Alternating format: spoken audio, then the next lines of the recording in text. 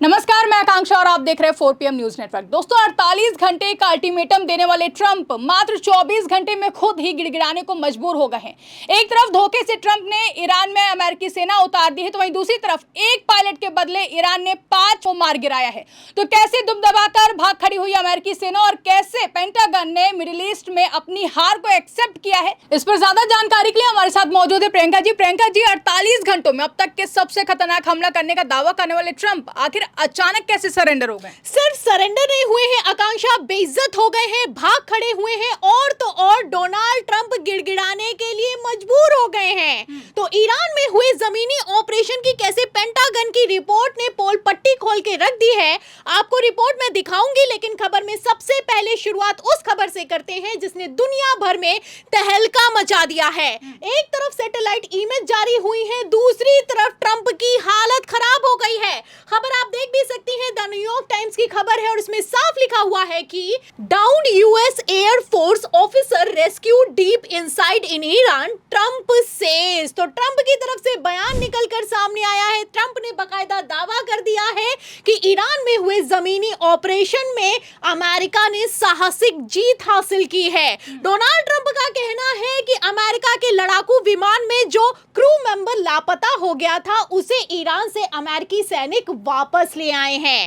एक तरफ ये खबर ब्रेक हुई है, वहीं दूसरी तरफ मैं आपको बता दूं कि ईरान ने पोल पट्टी खोलकर रख दी है। और सबसे बड़ी बात यह है कि जो ईरान ने कहा है वही इजराइल कह रहा है, तो बवाल खड़ा हो गया है।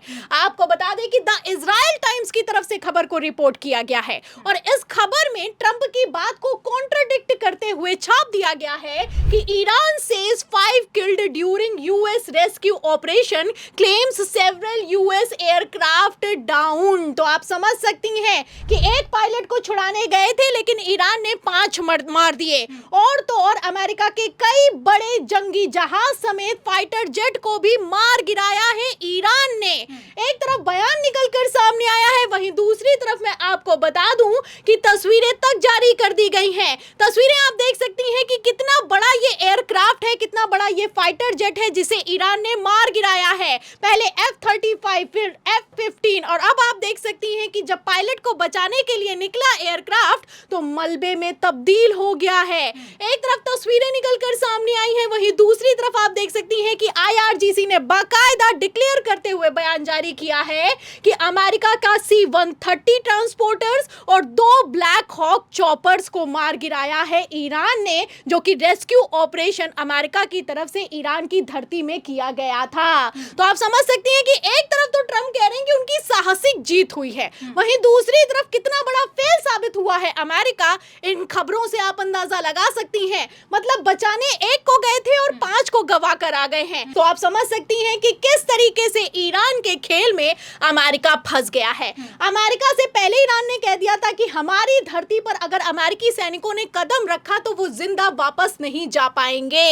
ऐसे हालातों में कि ट्रंप ने सोचा कि अगर हम लापता हुए क्रू मेंबर को, पायलट को ढूंढकर वापस ले आएंगे तो वाहवाही होगी। फिलहाल वाहवाही होना तो दूर की बात है, ऐसी फजियत हो रही है कि सोशल मीडिया पर तस्वीरें वायरल हो गई हैं। दावा किया जा रहा है कि 1980 में जिस तरीके से हरकुलिस जैसे एयरक्राफ्ट फाइटर जेट को मार गिराया गया था, इसी तरीके से 2026 में भी अमेरिका की ईरान की धरती पर फजियत हो गई है।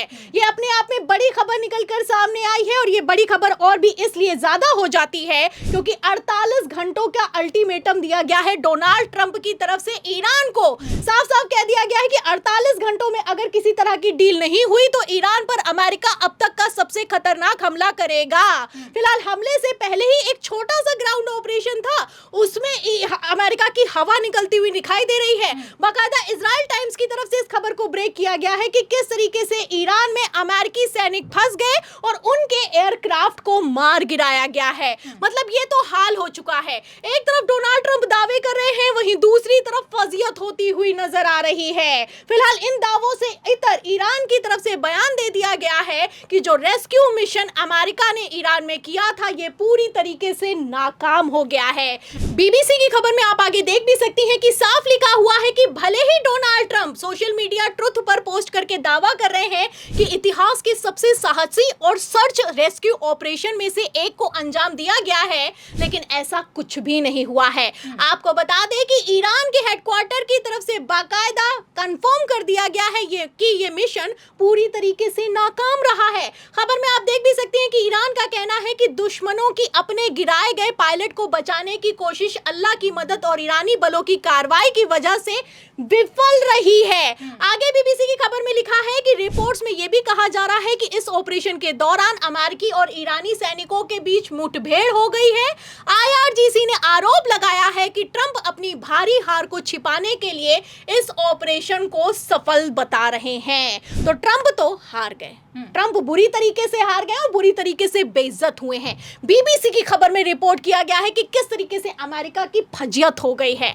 आपको बता दें कि डोनाल्ड ट्रंप की तो इतनी बुरी हार हुई है कि पहली बार अमेरिकी एडमिनिस्ट्रेशन की तरफ से कहा गया है कि जो सैटेलाइट इमेजेस हैं उन्हें जारी ना किया जाए। तो आप समझ सकती हैं कि अगर सैटेलाइट इमेजेस बाहर निकलकर सामने आई तो डोनाल्ड ट्रंप को इस्तीफा देने से कोई नहीं बचा सकता है, क्योंकि ट्रंप को पहले ही एक्सपर्ट से लेकर अमेरिकी सेना ने हिदायत दी थी कि सेना को जमीन पर मत उतारो, लेकिन फिर भी डोनाल्ड ट्रंप नहीं माने। एक तरफ ट्रंप ने एक्शन लिया है, वहीं दूसरी तरफ ईरान ने जबरदस्त पलटवार किया है। आपको बता दें, खबरें तो यहां तक निकलकर सामने आ रही हैं कि जो ट्रंप है उनके खिलाफ महाभियोग का जो मेमोरेंडम है उस पर सिग्नेचर होना शुरू हो गया है। तो फिलहाल इस खबर से आप अंदाजा लगा सकती हैं कि किस तरीके से डोनाल्ड ट्रंप की कुर्सी फंस गई है। कहां तो दावा कर रहे थे कि ईरान में रेजिमे बदलेंगे, लेकिन पूरी तस्वीर उलट दिखाई दे रही है। आपको बता दें, आकांक्षा पहले ही पेंटागन की तरफ से कह दिया गया था कि अगर ईरान में जमीनी जंग को अमेरिका करने के लिए जाता है तो उसके लिए ये जंग जीतना मुश्किल होगा।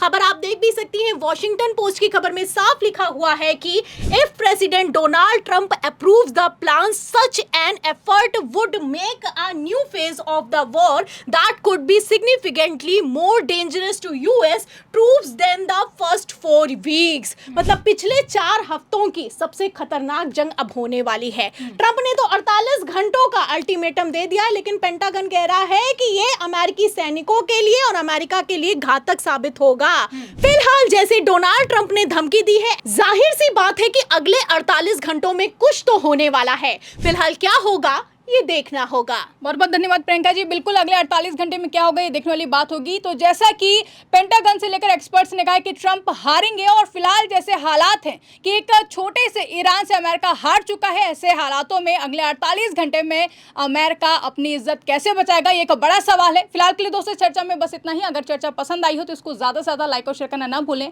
हमारे चैनल पर नए हैं तो चैनल को सब्सक्राइब जरूर कर लें और देखते रहिए 4PM न्यूज़ नेटवर्क।